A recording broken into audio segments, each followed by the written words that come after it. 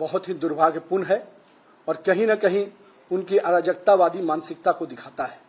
मैं मानता हूं कि भारतीय राजनीति में जहां सूचिता, सामाजिकता और कहीं न कहीं एक दूसरे को सम्मान देने की प्रक्रिया है, उसमें उनका यह बयान बहुत ही दुर्भाग्यपूर्ण है। मैं मानता हूं कि लगातार हो रही हार, निराशा कहीं न कहीं उनके स्वभाव और उनके चरित्र में दिख रहा है और यही हताशा और निराशा आज उनके इस सब तरह के शब्दों के बयान आ रहे हैं।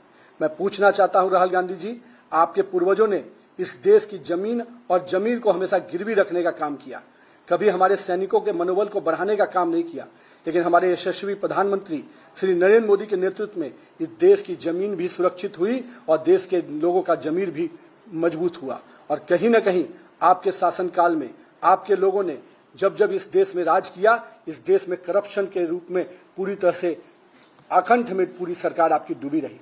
आज हम करप्शन पे जीरो टॉलरेंस की नीति पे काम करते हैं। आज हमारे देश के यशस्वी प्रधानमंत्री के नेतृत्व में आतंकवाद जैसे चीजों पर पूर्ण रूपेण लगाम लगाने का काम किया और हमारे पड़ोसी भी आज हमको कहीं न कहीं हमारी इस नीति से नतमस्तक नजर आते हैं।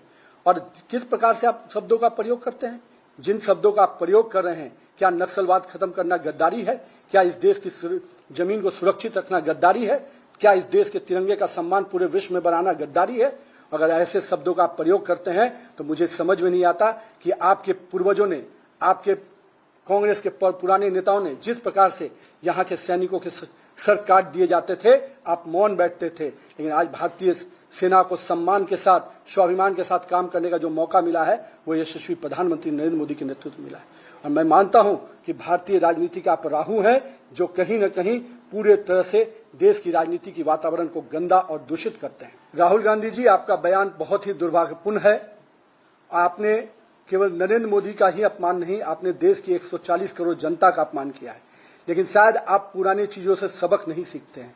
देश की जनता ने जब जब आपने आदरणीय नरेंद्र मोदी जी का अपमान किया है, तब तब इस देश की जनता ने नरेंद्र मोदी को जीत दिया है।